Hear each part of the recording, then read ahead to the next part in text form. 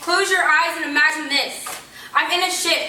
I was just whipped with a flagger made out of horsetail. Blood seeped through every lash that touched my skin. My kinfolk were deemed as sick and weak, so I watched them get thrown overboard the ship into the vast oceans. The captain decided to make an example out of the only other person from my country, so his head, and just his head, is posted by the stern of the ship. Now I was thrown into the quarters at the bottom hull of the ship, being planked like wood in order to fit everyone in. It smells like wretched feces wherever my nose goes. I'm chained to 10 other women, and I was just pissed on because someone couldn't make it to the bathroom. My cuts are burning. It's dark, I can't see, can't follow the days because sun never shows, don't know where I am because the ocean is vast. I'm lost in time, lost in space.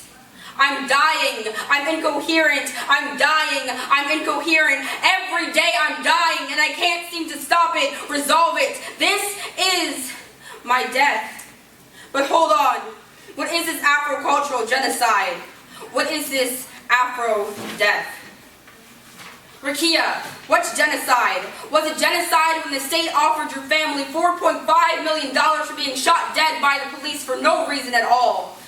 Trayvon, Jordan, and Sean, what's genocide? You were killed just because of the color of your skin, which happens to be the color of my skin.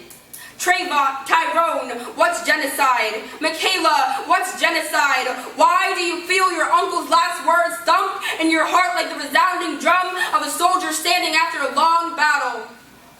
Allah, forgive them for they know not what they do. Forgive them. Forgive them. But how can I forgive them when they took my uncle away from me? Because criminality is the outer half of thee, and all they can see when they're looking down at me. But why should I forgive them? How can I blame those that can't see me? Maybe we should bring ourselves to life. Now let's look at the invisible man's ill-gotten gains. My people were stolen from Africa. My people have had religion stolen. My people have had knowledge stolen, hip-hop stolen, lives stolen, art stolen, so you can't dare tell me it's not my time to steal. In light of my history, I'm stealing for my own survival. I am the impoverished, homeless black woman on the street that has been passed by for days and days. I'm half a woman like twice a queer than the negative reciprocal of God, God complexed. But where was the complex when I worshiped gods who weren't the white complexion? So I ended up in worship of gods to fill the white perception. But my conception of my own people deteriorated because I lost the psychological struggle with the white. I am the black woman that sits on the stool on the subway platform no longer than the lifespan for any black woman. That can't be a black woman. A black woman who died, got raped and murdered because her body fills curves like capital B's. But little does the world know that each curve tells a different story. This black woman, my expression, fills my heart with dualisms, double turns, and contradictions. I'm in a confliction. I'm happy, I'm sad, I'm good, I'm bad, I'm black. In a white world, I fight for shit like this. I am a product of Euro-America, framed by the biggest robbery of all time. The Ponzi scheme ain't got nothing on my history. They stole my ancestors and stuck them on a ship, coerced transportation, got me following their declaration. God forbid I want to live and go home. But where is the home for the black? And shout out to all the privileged folk reaping benefits for degenerates who would risk lives in war just to make sure that I have no freedom. Shout out to complacent races who walk by and not turn a second eye to the suffering around them. And shout out to the white folk who occupy Wall Street, who occupy my street, who wouldn't want me in it either because I can only catch their eye around a crime. So I guess I gotta commit one. It's time for change.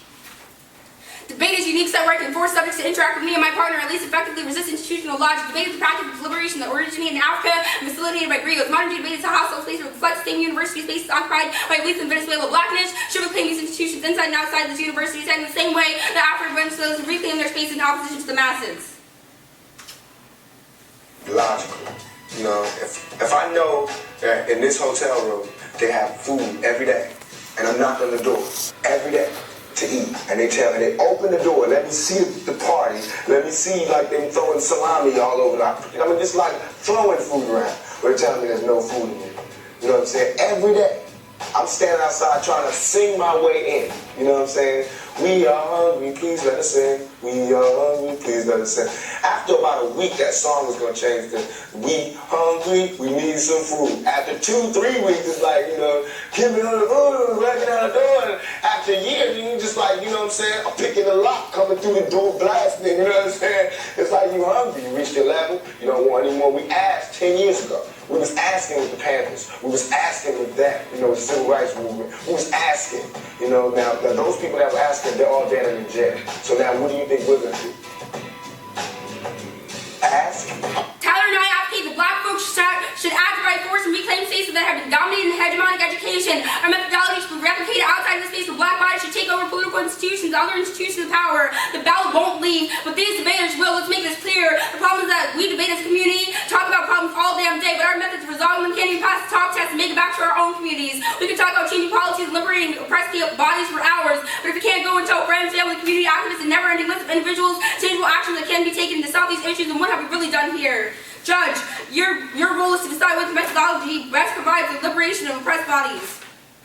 And our attacks don't come from hate or malice for others, but love for ourselves and destruction for not the power you can see, the power you can't see, which is why our method is uniquely key. It's time to stop all the philosophizing and take back our identity. This is the only way to stop the genocidal nonsense. Our self-determination is key. Immortal Technique 11. Most of my Latino and black people are struggling to get food, clothes, and shelter in the hood are so concerned with that loud talking about freedom and social democracy is usually, unfortunately, bottom their rationale. They don't realize that America can't exist without separating them from their identity. Because if we have this is who we really are, there's no way in hell we'd allow this country to push the genocidal consensus on our homeland. This ignorance is desperate, it can be destroyed. I'm quite sure that people will look at upon my attitude and sentiments and look for hypocrisy and hatred in my words. My revolution is born of love for my people, not hatred for others. As different as we've been taught to look at each other by colonial society, we are in the same struggle until we realize that we'll be fighting for scraps at the table. The system is kept us subservient instead of being self-determined, and that's why we have no control over when the embargo will stop and keep or when the bombs stop dropping in DH ways. I'd rather be proud of what I am, rather be objectively trying to be something I'm really not, just fit in. I'd rather be one who accepts or not that the culture or lack of culture is feeding us. My enemy is not the average white man, it's not the kid down the block or the kids I see on the street. My enemy is the white man I don't see, the people in the White House, corporate monopoly owners, fake legal politicians. Those are my enemies. The generals of the armies, they're most likely conservative. Those are the real people that I need to bring it to, not the poor, broke country-ass soldier who's too stupid to know shit about the way things are set up. Our advocacy is direct confrontation with institutional structures that kept us locked in the brokenness and dilapidation that's the status quo for those who lie themselves with blackness. Afro-Latino people have been demonstrating this notion of stolenness since the beginning of time when culture was stolen from African and Middle Passage,